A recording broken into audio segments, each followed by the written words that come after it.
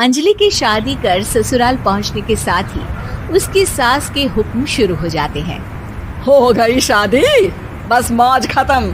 कल से जल्दी उठकर काम पर लग जाना है। अरे माँ आज ही यहाँ आई है, इसे सब समझने के लिए कुछ दिन तो दो। मेरे और बहू के बीच की बात है, तू घर के मामले में ना बोलियो। इस पर जतिन वहाँ से अपने कमरे में चला जाता है और सास अंजलि को काम की लिस्ट सुनाने लगती है। सुबह पहले घर की सफाई करनी है, फिर कपड़े धोने हैं, साथ में खाना भी बनाना है। एक की वजह से दूसरा काम रुकना नहीं चाहिए है। जी मम्मी जी ठीक है। ये कहकर अंजलि अपने कमरे में चली जाती है। अंजलि, मम्मी हमेशा बोलती थी बहू आएगी तो उनका काम हल्का होगा, पर मुझे नहीं पता था कि वो काम हल्का करने की जगह टाल ही देंगी। कुछ नहीं होता, ये सब मैं अपने घर में भी तो करती थी, मुझे आदत है, कोई दिक्कत नहीं होगी। ठीक है, पर अगर कुछ हो तो बता देना।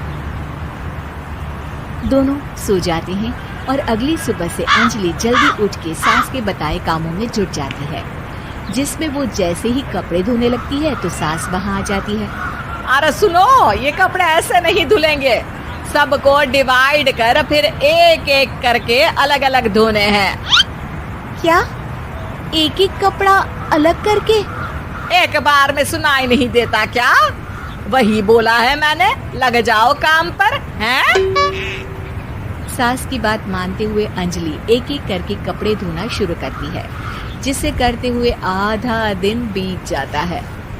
अरे रे, सुबह से कब दोपहर हो गई पता ही नहीं चला, अभी तो खाना भी बनाना है।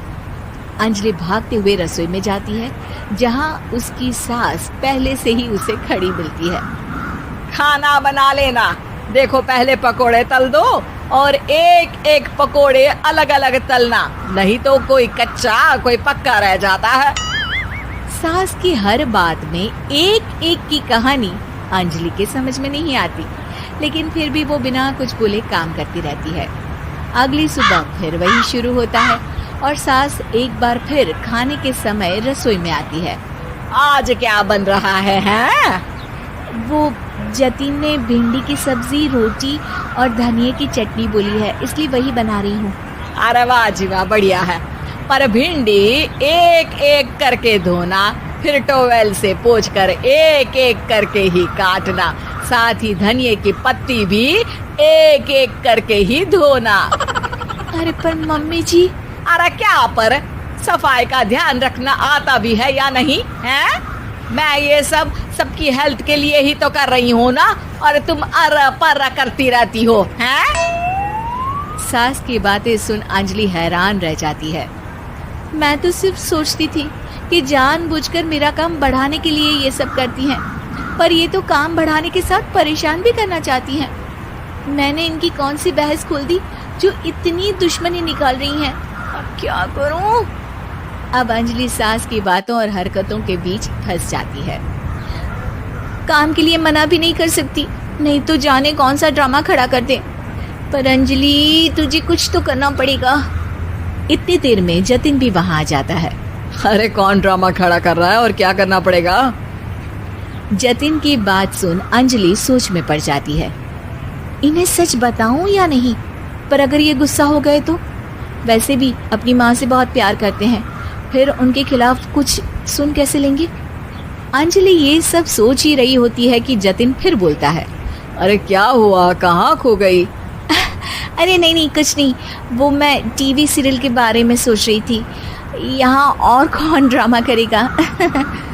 अरे तुम भी ना, चलो मैं चलता हूँ। इसके बाद कुछ दिनों तक अंजलि सास को सबक सिखाने के लिए अलग अलग प्लान सोचती रहती है, पर उसे सास के एक एक करके काम करवाने की आदत बंद करने का कोई तोड़ नहीं मिलता।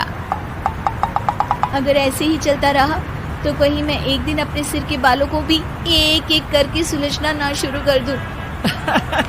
पगली हो गई है क्या?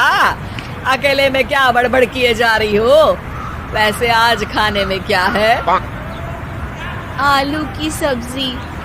तो फिर आलू को अच्छे से काट कर उसके कटे हुए कपड़ों को एक एक करके ही धोना है। बिल्कुल, इसे कैसे भूल सकती हूँ। मेरी जी को झंझोल। अरे बातें कम काम ज्यादा है। अंजलि एक बार फिर सास के कहे अनुसार काम करने लग जाती है, जिसमें सब्जी बनाते हुए उसके दिमाग में एक आइडिया आता है और वो सास को आवाज लगाती है, मम्मी जी सुनिए जरा इधर तो आना। अंजलि की आवाज सुन सास रसोई में आती है। अरे क्या हुआ, क्यों गला फाड़ कर चिल्ला रही हो? कुछ नहीं, वो सुबह कपड़े धोने की जल्दी में नहाई नहीं थी और अब शाम की पूजा भी करनी है, तो आप जरा सब्जी देख लीजिए ना, तब तक मैं नहा कर आती हूँ। अंजलि सास को रसोई में छोड़कर नहाने चली जाती है।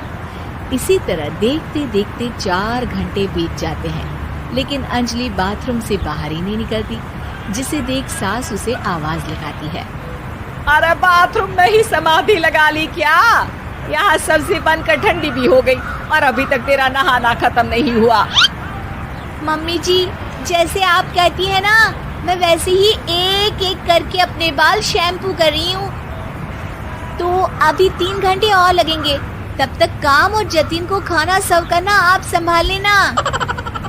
इस तरह अपने नहले पर बहू का दहला देख सास शॉक्ड रह जाती है, जिसके बाद से घर में एक एक करके करने का आलाप बंद हो जाता है।